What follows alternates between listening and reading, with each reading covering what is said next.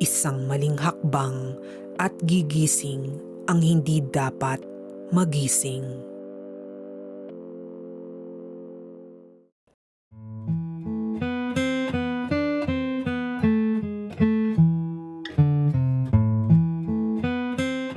Tahimik na ang buhay ni Lyra mula nang umalis ang tatlong vloggers. Wala nang nakikitang kakaiba ang mga taga-baryo. At kahit si Apong Mateo ay panatag, pero hindi sigurado kung hanggang kailan. Sa tuwing lumalalim ang gabi, nararamdaman ni Lyra na para bang may nakatingin sa kanya mula sa likod ng mga puno. Hindi tao, hindi hayop. Isang presensyang hindi niya kilala o matagal nang nakalimutan. Isang hapon, dumating ang isang estranghero sa baryo. Isang lalaking taga Maynila na nagngangalang Elian. Isang American anthropologist na gumagawa ng dokumentaryo tungkol sa forgotten rituals ng mga probinsya. Tahimik at marespeto ito, hindi katulad ng tatlong vloggers. Magandang amiga po. Do you know where Apong Mateo's house is? Habang naglalakad siya, napansin niya agad ang kakaibang katahimikan sa tubigan. Napansin din niya ang kubo ni Lyra at higit sa lahat, ang malamig na hangin tuwing dumadaan siya sa lugar nito. Lumapit siya kay Apong Mateo. I can feel a strange energy, as if something unseen is walking among us. Tumingin sa kanya ang matanda. Matagal.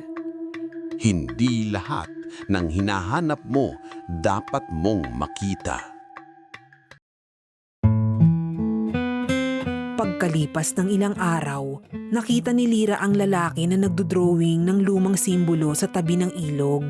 Nag-usap si Lyra at Elian sa unang pagkakataon ng hindi sinasadya. I saw these symbols in an old book. Paliwanag ng binata. They believe this mark shields you from a presence, a wandering spirit they fearfully call the one who walks in the air. Nanlamig ang katawan ni Lyra.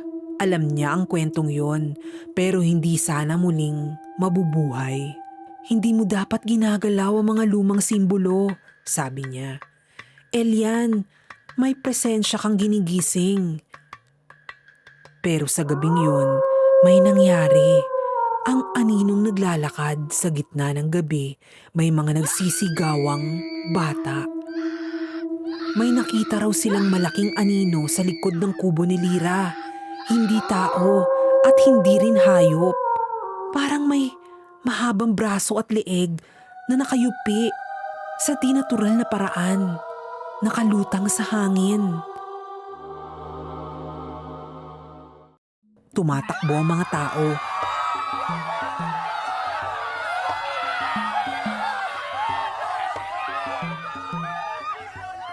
Si Lyra biglang kinabahan, hindi dahil sa nilalang, kundi dahil kilala niya ang anyo nito at mula sa dilim, sumulpot ang isang boses. Pumutok ang lampara sa bahay ni Lyra.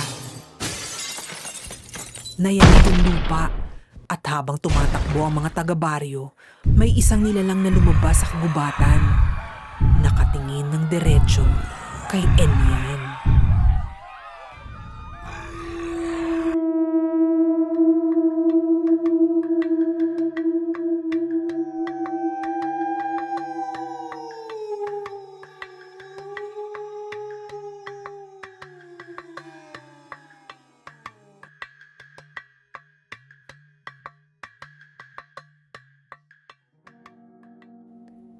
Kinabukasan, kinausap ni Lyra si Elian. Hindi ka dapat narito, sabi niya. May mga espiritu kang nagising. Unti-unti niyang pinagtapat ang totoo. Matagal nang nakakulong ang espiritu ng sundo sa hangin. Kaya naging payapa ang baryong ito. Sila yung naglalakad sa hangin na kumukuha ng tao. Nung kabataan ni Lyra, siya mismo ang naging dahilan kung bakit sila nahuli at nakulong. at ayaw na niyang maulit yun. Pero na mag-drawing si Elian ng lumang simbolo na mali ang pagkalagay, nabuksan ang isang pinto ng kulungan. At nagsimula na ang mga espiritu na kumuha ng mga tao. May mga nawawala kapag mag-isa lang, nangunguha din ng mga lumalangoy sa kanilang tubigan. At may malamig na hangin na sumusunod kay Lyra kahit saan siya magpunta. Kailangan nating isara ang pinto, sabi ni Lyra. Pero may kailangan ito, ang buhay ng taong nakagising sa nilalang. Tumingin siya kay Elian. Nagulat siya na may kasamang gulat. What? Me? Hindi nakasagot si Lyra dahil wala siyang maisagot. At dumating na nga ang oras. Lumutang mula sa kagubatan ang nilalang. Manipis, mahaba, madilim. Nakatayo sa ere. At ang mukha nito, hindi mukha, kundi isang bilog na itim na parang butas. Bulong ng nilalang na parang pumutok sa buong hangin. Kinuha si Elian. Napasigaw ang Amerikano. Lyra, help me! Let me go! Ready na sanang gamitin ni Lyra ang kapangyarihang matagal na niyang tinago, ang kapangyarihang nagdagdag ng sumpa noon. Pero alam niyang kapag gumamit siya ngayon, baka tuluyang mabuksan ang pintuan ng nilalang na yun. Dumating si Apong Mateo. Kailangan mong pumili. Ang buhay ni Elian o ang kapayapaan ng baryo? Nanginginig ang mga kamay ni Lyra.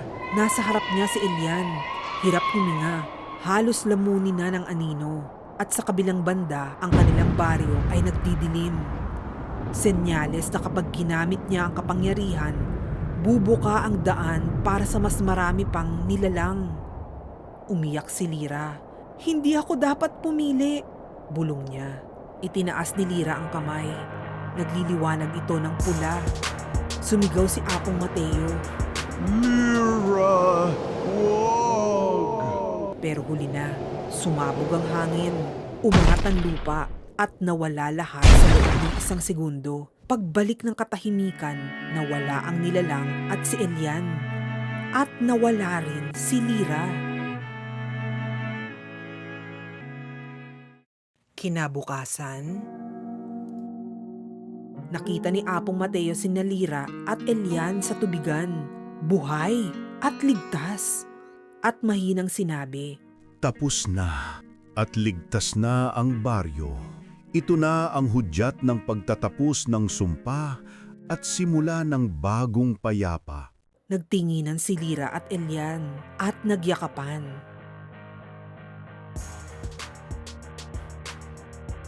Naku, ano kaya ang susunod na mangyayari kay Lyra at sa AFAM? Kung nagustuhan mo ang kwento, i-type mo na dyan, Pinoy Yummy Next Story. I-comment mo na ha, Pinoy Yummy Next Story. Hihintayin ko ang comment mo ha. I-share mo na rin ang video na to. At para ma-notify ka pag meron kaming bagong video, mag-subscribe ka na sa Pinoy Yummy. Maraming salamat! Hihintayin ko ang comment mo ha. See you sa next video!